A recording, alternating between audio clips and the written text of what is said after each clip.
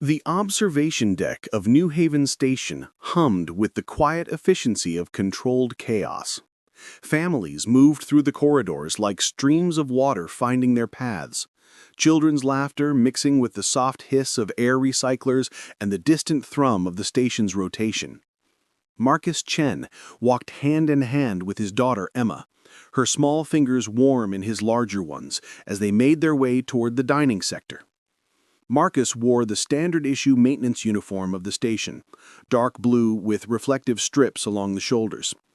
His work boots made soft sounds against the metal flooring, and his tool belt hung loosely at his waist, finally silent after 12 hours of repairs in the lower sections.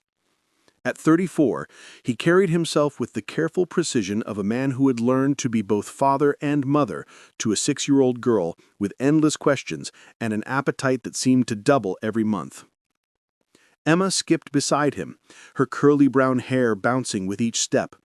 She wore her favorite dress, the one with tiny silver stars that she insisted looked like real space, and her shoes lit up with each footfall in soft blue pulses.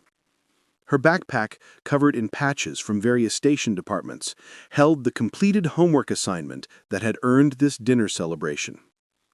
"Daddy, can we sit by the big window?" Emma asked, pointing toward the restaurant ahead.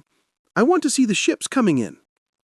"If there's a table free," Marcus replied, pushing open the glass doors to Stella's Garden, one of the mid-tier restaurants that catered to station families. The warm air rolled over them, scented with herbs and cooking meat, a welcome change from the recycled atmosphere of the corridors. The restaurant buzzed with evening activity. Servers moved between tables with practiced efficiency, their trays balanced with steaming dishes. The lighting was warm and soft, designed to mimic planetary sunlight, and live plants grew from hydroponic containers built into the walls. It was a place designed to make people forget they were living in a metal tube spinning through the void. Marcus chose a table near the observation windows, where Emma could watch the occasional transport ship dock at the station's outer ring. He helped her into her chair and activated the table's menu display, scrolling through options while she pressed her face to the window. "Look, Daddy, that one has green lights," Emma said, pointing at a distant vessel. "Where do you think it's from?" "Probably the inner colonies," Marcus said, though his attention was already dividing between his daughter and the familiar weight of responsibility that never quite left his shoulders. Keeping a child safe and happy on a space station required constant vigilance, constant planning. Every meal, every activity, every moment of joy had to be carefully constructed and maintained.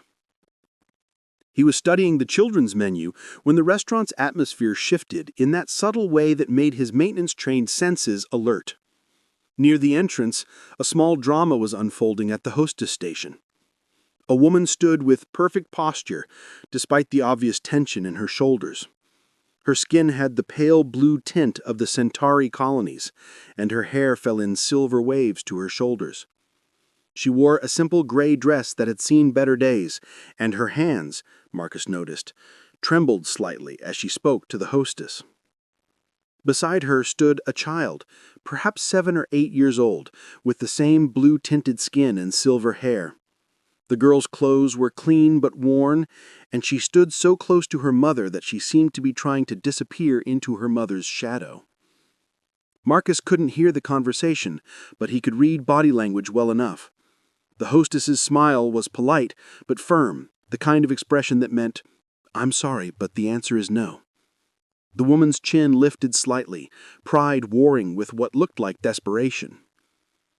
"Daddy," Emma's voice pulled his attention back to their table. "Why is that lady sad?" Marcus looked at his daughter, surprised by her perceptiveness, then back at the pair at the entrance. The child was looking directly at their table now, her gaze fixed on the basket of bread that had just been delivered. Her eyes held the kind of focus that Marcus recognized from his own childhood, the sharp attention of someone who knew exactly what hunger felt like. The woman placed a protective hand on her daughter's shoulder and began to turn away from the hostess station.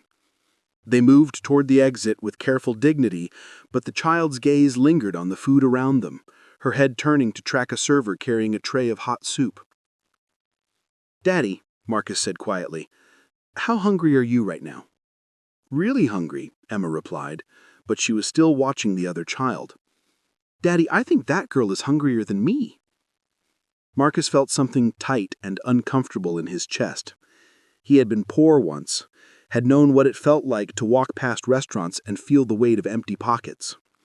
He had promised himself that Emma would never experience that, but the promise had made him acutely aware of when others were living through it.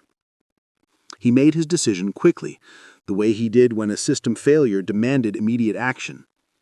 "Stay here for just a minute," he told Emma, standing up. "Don't go anywhere." He crossed the restaurant in long strides, catching up with the woman and child just as they reached the exit. Up close he could see the careful way the woman held herself, the pride that was costing her everything she had left. "Excuse me," Marcus said, keeping his voice gentle. "I couldn't help but notice you were leaving. My daughter and I have a table, and we'd love some company for dinner if you're interested." The woman stopped, her hand tightening protectively on her daughter's shoulder. Her eyes met his, and Marcus saw intelligence there, and wariness, and something that might have been hope fighting with desperation. "That's very kind," she said, her accent carrying the musical quality of the outer colonies. "But we couldn't impose." "It wouldn't be an imposition," Marcus said. "Honestly, my daughter's been wanting to meet some new people. She gets tired of just having me to talk to." The child looked up at her mother, then at Marcus, then back toward Emma, who had turned in her chair to wave at them. The gesture was small but genuine, a child's uncomplicated friendliness. "My name is Marcus," he said, extending his hand, "and that's Emma over there." Zara hesitated for a long moment, her internal struggle visible in the way she studied his face, looking for signs of pity or charity or some ulterior motive. Finally, she took his hand. "Zara," she said, "and this is Kira." "Well then, Zara and Kira, would you like to help us decide what's good on the menu? We're new to this restaurant too." Kira tugged on her mother's dress, and when Zara looked down, the child nodded almost inconceivably. The gesture was small but desperate, and it made Marcus's chest tight with anger at whatever circumstances had brought them to this point. "All right," Zara said, her voice carefully controlled. "Thank you." As they walked back to the table, Marcus found himself studying Zara's profile. There was something about her that spoke of education, of a life that had included more than just struggle. Her posture, the way she spoke, the careful attention she paid to her daughter's comfort, all suggested someone who had known better times. Emma bounced in her seat as they approached. "Hi," she said directly to Kira. "I'm Emma, and I'm 6, and Daddy says we can get dessert if we eat our vegetables. Do you like vegetables?" Kira glanced at her mother before answering. "Yes," in a voice barely above a whisper. "Good," Emma said with satisfaction. "Daddy makes really good faces when he eats the green ones. Want to see?" And just like that, with the simple magic of childhood, the tension began to ease. Marcus helped Zara into her chair, noticing how she positioned herself so she could keep one hand on Kira's shoulder, a protective gesture that never quite stopped. As they settled around the table, Marcus realized he had just changed the trajectory of his carefully planned evening. But watching Emma chatter to Kira about the ships outside the window and seeing the way Zara's shoulders began to relax just a little bit, he found he didn't mind at all. The real adventure, he suspected, was just beginning. The breadbasket sat in the center of the table like a small sun, radiating warmth and the promise of sustenance. Marcus watched as Kira's eyes tracked every movement when the server placed it down, her small hands carefully folded in her lap despite the obvious hunger written across her features. "Please help yourselves," Marcus said, pushing the basket slightly towards Zara and Kira. "They make it fresh every few hours here." Zara hesitated for a moment before taking a small piece, breaking it carefully and offering half to her daughter. Kira accepted it with the kind of gratitude that made Marcus's throat tight. She ate slowly, making each bite last, the way someone did when they weren't sure when the next meal would come. Emma, oblivious to the undercurrents of adult worry, had already claimed her own piece and was explaining the view outside the window to Kira. "See that big ship with the red stripe? Daddy says those are cargo haulers. They bring things from the planet's surfaces up to stations like ours. What kind of things? Kira asked, her voice gaining strength as she became caught up in Emma's enthusiasm. Everything, Emma said, with the authority of a 6-year-old who had asked the same question many times. Food and clothes and toys and books and people who want to live in space instead of on planets. Marcus found himself watching Zara as the children talked. Up close, her features held a delicate beauty that spoke of mixed heritage, the pale blue skin common to Centauri colonists blended with something else, something that gave her eyes their unusual depth. Her hands, he noticed, bore small scars along the fingers and palms, the kind that came from detailed work with tools or instruments. The server returned to take their orders, and Marcus made sure to order generously, family-style dishes that could be shared easily. He watched Zara's careful attention to the prices and quickly redirected the conversation. Zara, Emma mentioned wanting to meet new people, but I realize we don't know much about you. Have you been on New Haven Station long? Something flickered in Zara's expression, a calculation he recognized. How much truth was safe to tell a stranger, even a kind one? Not very long, she said carefully. We're in transit, actually, looking for a place to settle. Where are you headed? Marcus asked, then immediately added, sorry if that's too personal. I spend most of my time talking to 6-year-olds and broken air recyclers. My conversation skills might be a little rusty. That earned him a small smile, the first genuine expression he'd seen from her. It's all right, we're not entirely sure yet. It depends on where there might be work. What kind of work do you do? Zara's pause lasted a beat too long. Research, she said finally. Biological systems. Agricultural applications. Marcus nodded, filing away the careful way she chose her words. In his experience, people who were vague about their work were either running from something or protecting something. Sometimes both. Their food arrived in a parade of dishes that made Kira's eyes widen. Roasted vegetables with herb butter, tender protein strips and savory sauce, grain bowls topped with nuts and dried fruits, and a selection of local specialties that Marcus had never tried before. Dig in, he said, serving Emma first and then gesturing for Zara to help Kira. There's plenty for everyone. Watching Kira eat was an exercise in heartbreak. She took small, careful portions until Zara quietly encouraged her to take more, and then she ate with the focused intensity of someone making up for lost meals. Zara ate more slowly, her attention divided between her own hunger and monitoring her daughter's comfort.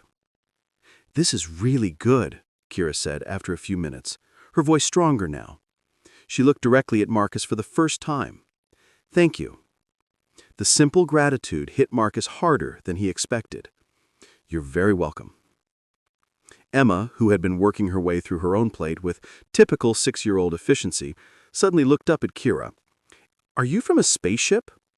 Emma, Marcus said gently, that might be a personal question. It's all right, Zara said. Yes, we came here on a transport ship.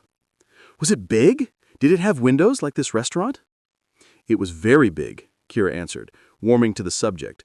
And it had an observation deck where you could see all the stars, millions and millions of them. Wow, Emma breathed. Daddy, can we go on a big spaceship sometime? Maybe, Marcus said, but his attention was on Zara, who had gone very still at Kira's description of their journey. There was pain there, carefully hidden but unmistakable to someone who had learned to read the subtle signs of stress and loss. As the meal progressed, the conversation became easier, more natural. Kira and Emma discovered a shared love of space adventure stories, and soon they were deep in a discussion about which planets they would most like to visit. Zara began to relax, the rigid control in her posture easing as she watched her daughter laugh for the first time Marcus had witnessed. She's a good kid, Marcus said quietly to Zara during a lull in the children's chatter. She's everything to me, Zara replied, and the fierce love in her voice was unmistakable. I understand that feeling. Emma's mother died when she was 3. It's been just the 2 of us since then. Zara's eyes softened with sympathy. I'm sorry, that must have been very difficult. It was, Marcus admitted. Still is sometimes, but you learn to adapt. You do whatever it takes to keep them safe and happy. Something in his words resonated with Zara.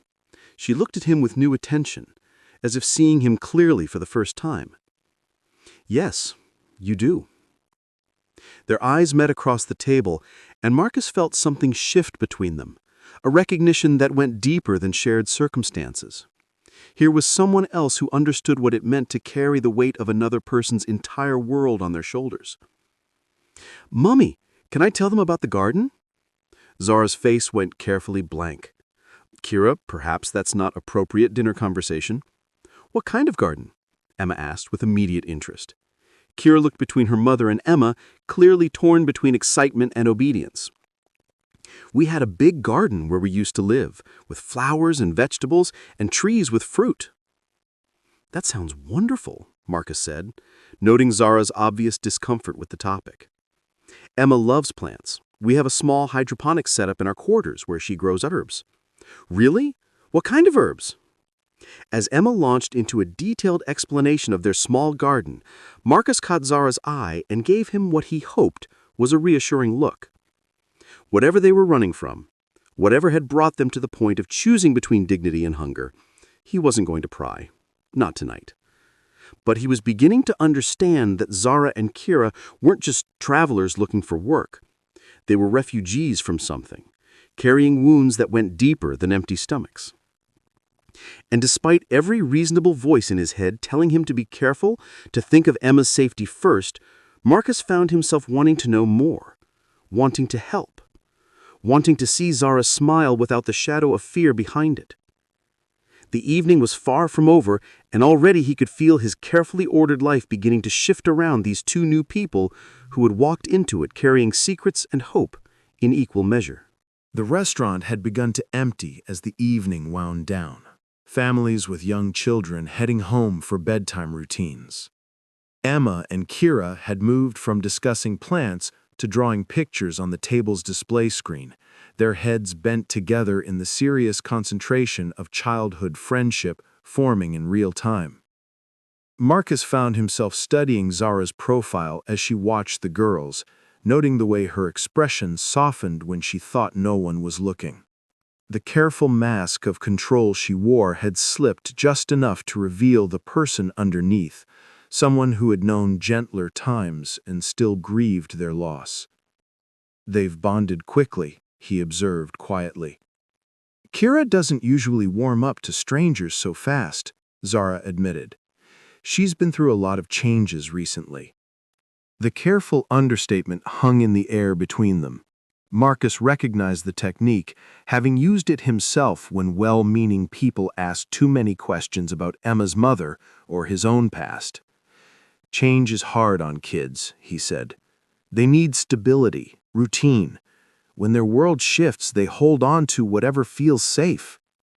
Zara's eyes met his, and he saw the recognition there.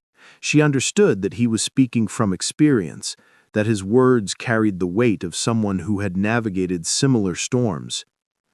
"Yes," she said softly, "they do." Emma looked up from the display screen where she and Kira had been drawing what appeared to be a spaceship surrounded by flowers. "Daddy, can Kira see our garden tomorrow? I want to show her the mint plants." Marcus glanced at Zara, reading the conflict in her expression. The desire to give her daughter something normal and pleasant warred with whatever instinct kept them moving, kept them careful about forming attachments. "If it's convenient for your mother," he said carefully, "you're both welcome to visit our quarters." "Mummy, can we?" Kira asked, her face bright with hope.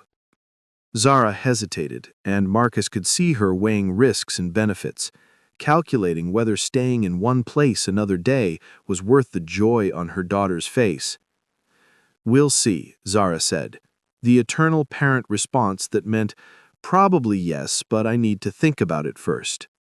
The server returned with the payment tablet, and Marcus handled the transaction quickly, waving off Zara's quiet protests. As they prepared to leave, he noticed the way Zara moved, positioning herself always between Kira and the other diners, her attention constantly scanning the room. It was the behavior of someone who had learned to expect trouble. "Would you like me to walk you back to your quarters?" Marcus offered as they reached the restaurant entrance. Again, that moment of calculation in Zara's eyes. "That's very kind, but we can manage."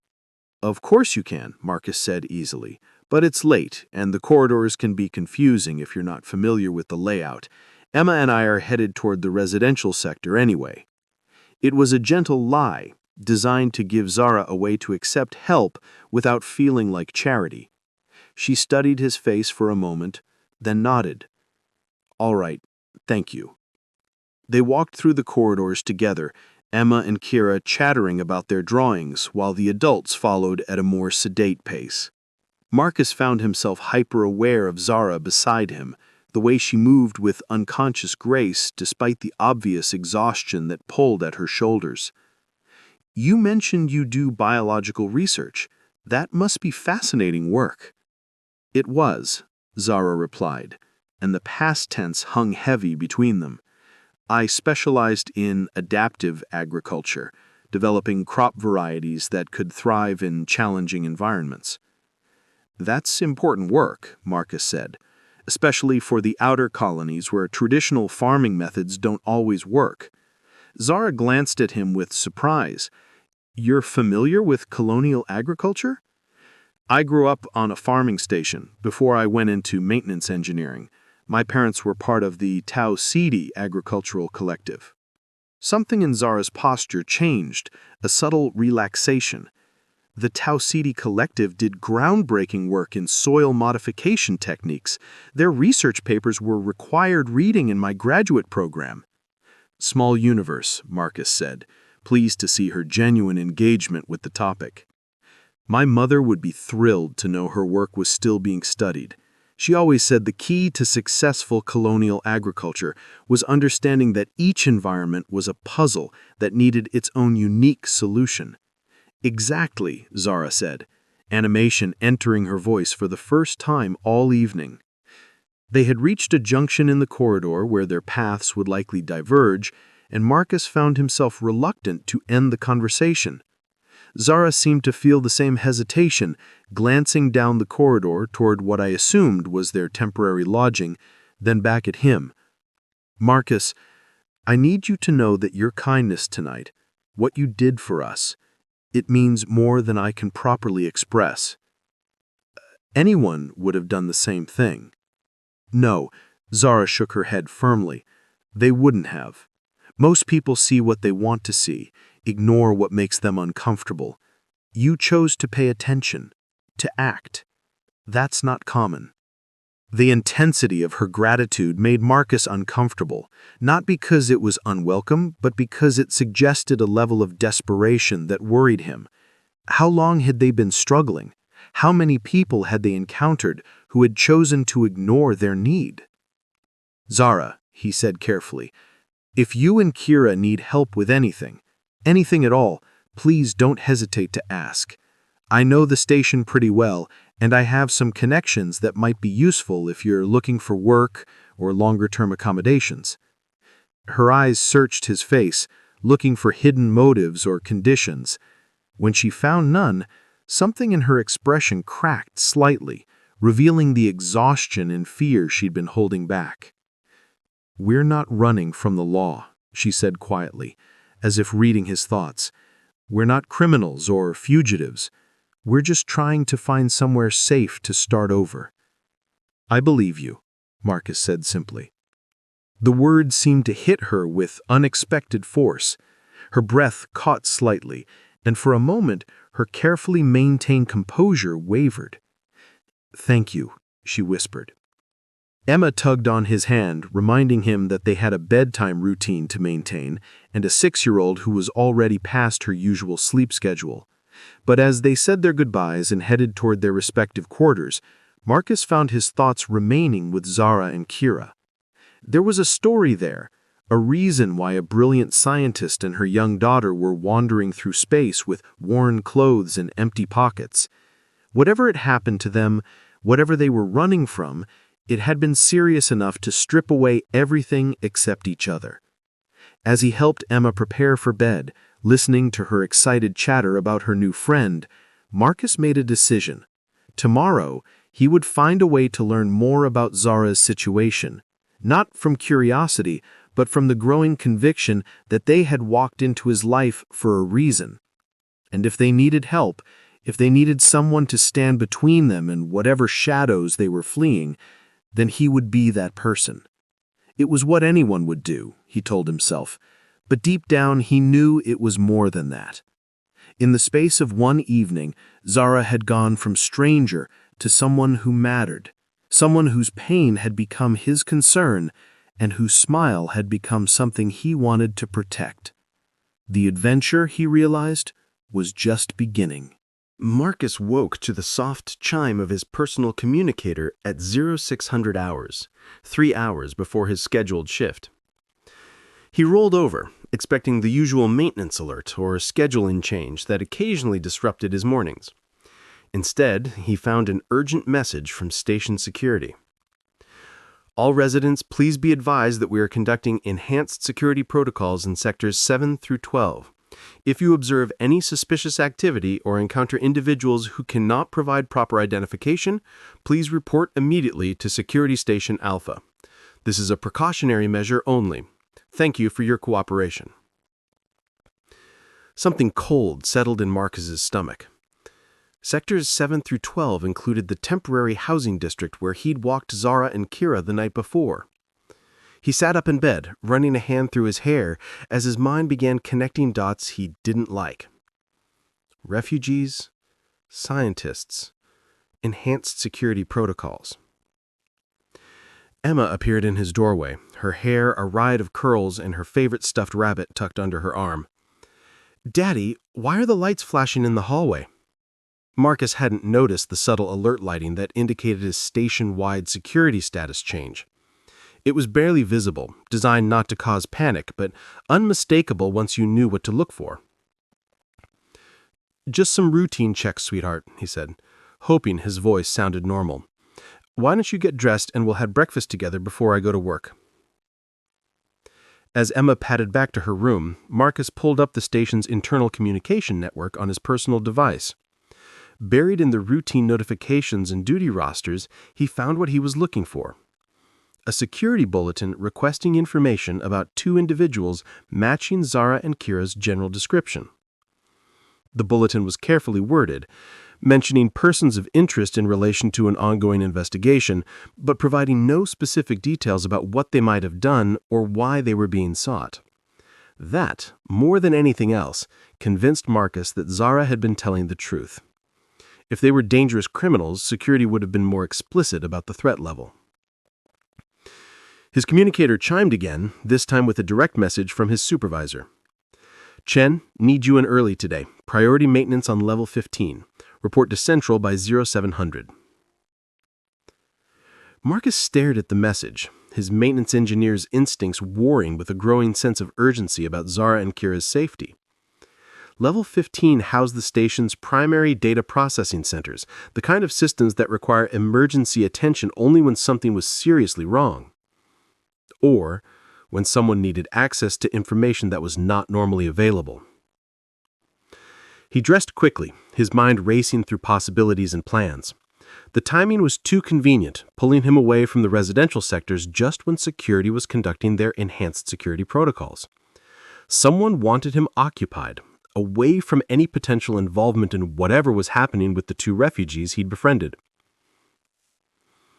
Emma appeared in his doorway, her hair a riot of curls and her favorite stuffed rabbit tucked under her arm. "Daddy, why are the lights flashing in the hallway?" Marcus hadn't noticed the subtle alert lighting that indicated a station-wide security status change. It was barely visible, designed not to cause panic, but unmistakable once you knew what to look for. "Just some routine checks, sweetheart," he said, hoping his voice sounded normal. "Why don't you get dressed and we'll have breakfast together before I go to work?" As Emma padded back to her room, Marcus pulled up the station's internal communication network on his personal device. Buried in the routine notifications and duty rosters, he found what he was looking for. A security bulletin requesting information about two individuals matching Zara and Kira's general description. The bulletin was carefully worded, mentioning persons of interest in relation to an ongoing investigation, but providing no specific details about what they might have done or why they were being sought. That, more than anything else, convinced Marcus that Zara had been telling the truth. If they were dangerous criminals, security would have been more explicit about the threat level. His communicator chimed again, this time with a direct message from his supervisor. Chen, need you in early today. Priority maintenance on level 15. Report to Central by 0700. Marcus stared at the message, his maintenance engineer's instincts warring with a growing sense of urgency about Zara and Kira's safety. Level 15 housed the station's primary data processing centers, the kind of systems that required emergency attention only when something was seriously wrong. Or when someone needed access to information that was not normally available. He dressed quickly, his mind racing through possibilities and plans. The timing was too convenient, pulling him away from the residential sectors just when security was conducting their enhanced security protocols. Someone wanted him occupied, away from any potential involvement in whatever was happening with the two refugees he'd befriended. Emma, he called as he strapped on his tool belt, change of plans. You're going to spend the morning with Mrs. Henderson next door. Emma emerged from her room, dressed, but clearly puzzled by the deviation from their normal routine. Why? What about breakfast together? I have to go to work early, he said, kneeling to help her with her shoes. But I promise we'll have extra time together this evening. Maybe we can even visit the observation deck after dinner. As he settled Emma with their neighbor, a kind elderly woman who often helped with childcare emergencies, Marcus's mind kept returning to the look in Zara's eyes the night before. The careful way she'd scanned the restaurant, the protective positioning around her daughter, and the gratitude that spoke of someone who'd learned not to expect kindness. Whatever they were running from had followed them to New Haven Station. The central maintenance hub buzzed with unusual activity when Marcus arrived. Technicians clustered around diagnostic displays, their voices carrying the tense undertones of people dealing with a crisis. His supervisor, Chief Reynolds, waved him over to a bank of monitors showing system schematics. What's the situation? Marcus asked, pulling up the detailed readings on his own tablet. Power fluctuations in the data processing sectors, Reynolds replied. But his tone suggested there was more to the story. Started about 2 hours ago, intermittent, but affecting critical systems. Marcus studied the data, his trained eye picking up patterns that didn't match typical equipment failure. The fluctuations were too regular, too precisely timed. Someone was accessing the system remotely, probing for information. Have we isolated the source? He asked. Working on it, Reynolds said. But Marcus, there's something else. Security has asked us to monitor all access attempts to resident databases and transit records. Seems they're looking for someone. The pieces clicked together in Marcus's mind with uncomfortable clarity. Someone was using the power fluctuations as cover to search through station records, looking for Zara and Kira. And security was using the maintenance emergency to keep potential complications, like concerned citizens who might interfere, occupied and away from the search. Chief, he said carefully, what exactly are we looking for in these access attempts? Reynolds glanced around, then leaned closer. Between you and me, word is that someone important is very interested in finding a couple of refugees who might be hiding on the station. Woman and child, probably using false identification. Marcus kept his expression neutral, but his pulse quickened. Any idea why they're so important? Above my pay grade, Reynolds shrugged, but the request came through corporate channels, not just station security.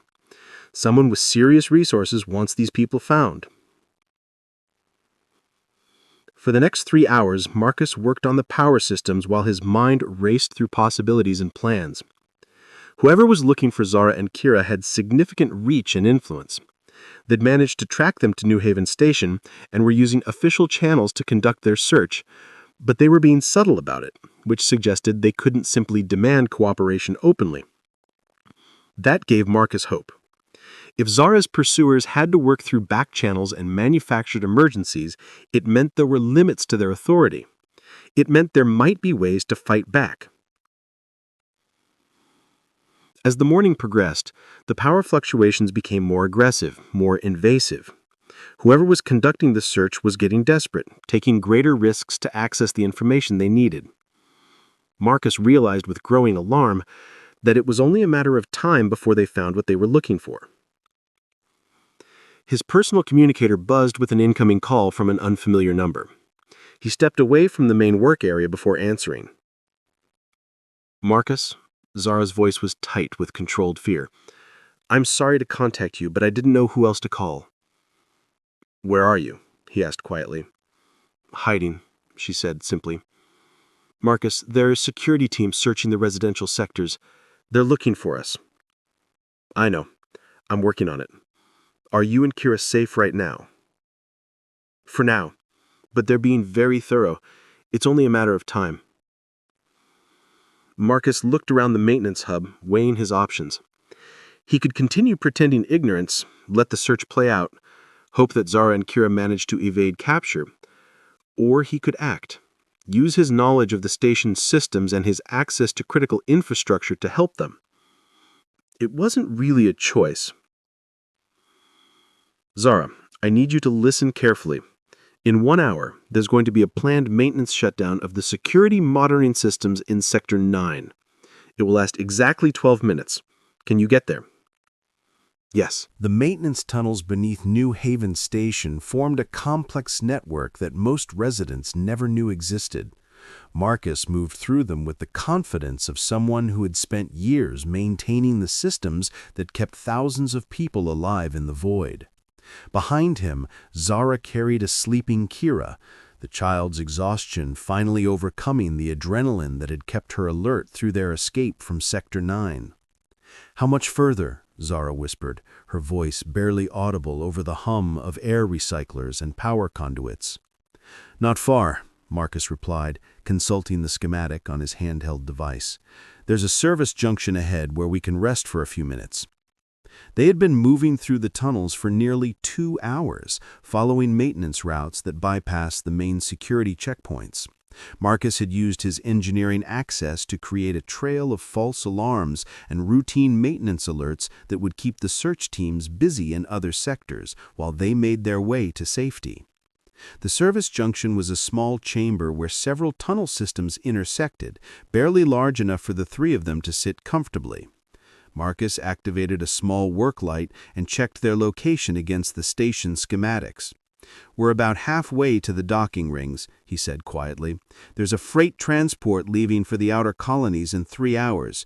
If we can get you aboard—" "Marcus," Zara interrupted, settling Kira more comfortably in her arms, "before we go any further, you need to know what you're risking for us." He looked at her in the dim light of the service chamber, seeing the exhaustion and fear etched in her features, but also a resolution that hadn't been there the night before. "Tell me," he said simply. Zara was quiet for a long moment, gathering her thoughts. When she spoke, her voice carried the weight of carefully guarded secrets finally being shared. "My research wasn't just agricultural," she began. "I was part of a team developing bioremediation techniques for contaminated worlds, planets that had been damaged by industrial pollution or military conflicts. We found ways to restore soil chemistry, rebuild ecosystems, bring dead worlds back to life." Marcus nodded, understanding beginning to dawn. Such research would be incredibly valuable and therefore dangerous in the wrong hands. "The breakthrough came 18 months ago," Zara continued. "We discovered a process that could reverse atmospheric toxicity in a fraction of the time anyone thought possible. It would have meant hope for hundreds of worlds, billions of people living on the edge of environmental collapse." "What happened?" Marcus asked, though he suspected he already knew. "The syndicate wanted to buy our research, not to use it to help people, but to control it, to decide which worlds got saved and which ones didn't, based on their own political and economic interests. When we refused to sell, Zara's voice broke slightly. They took it anyway. Marcus finished. They destroyed the laboratory. Killed my colleagues. Kira and I only escaped because we were off-site when the attack happened.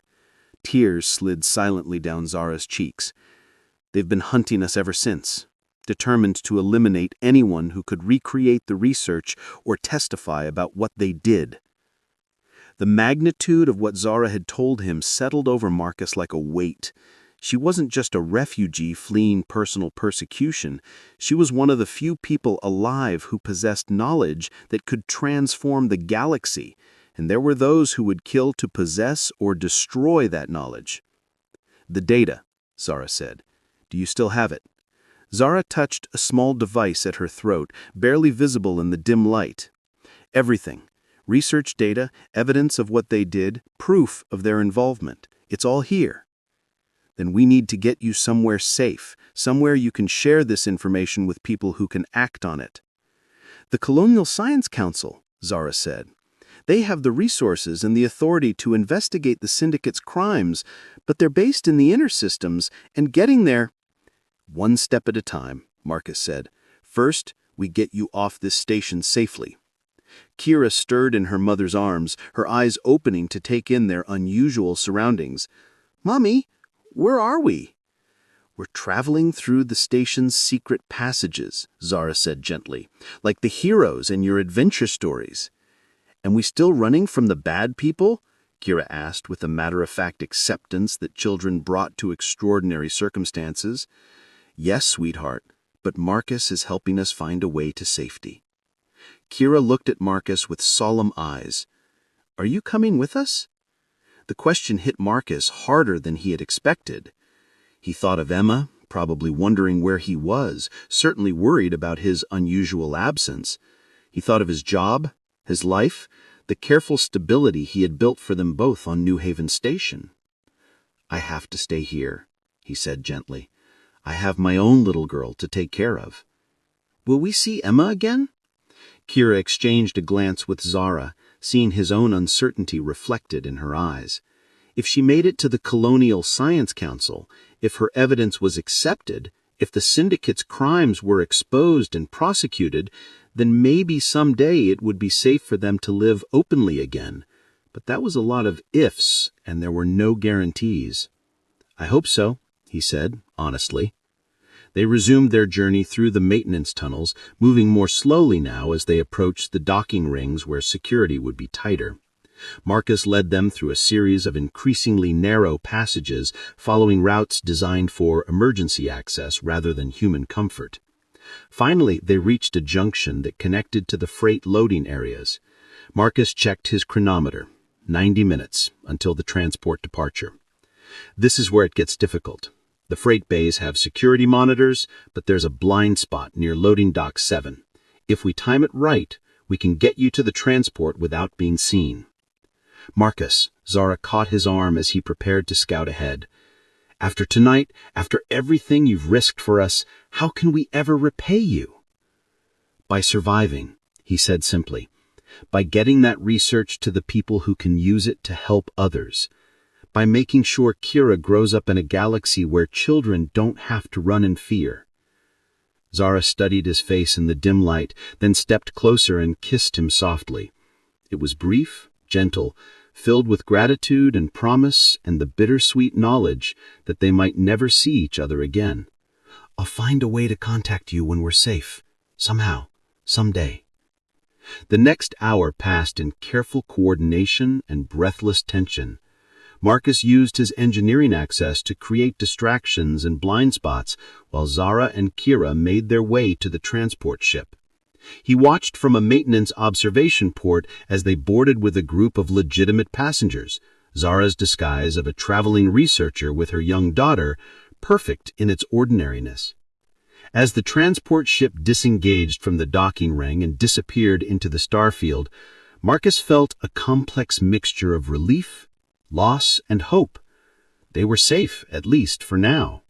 The knowledge Zara carried would reach the right people, and somewhere in the galaxy, a brilliant scientist and her brave daughter would have the chance to start over, to build the life they deserved.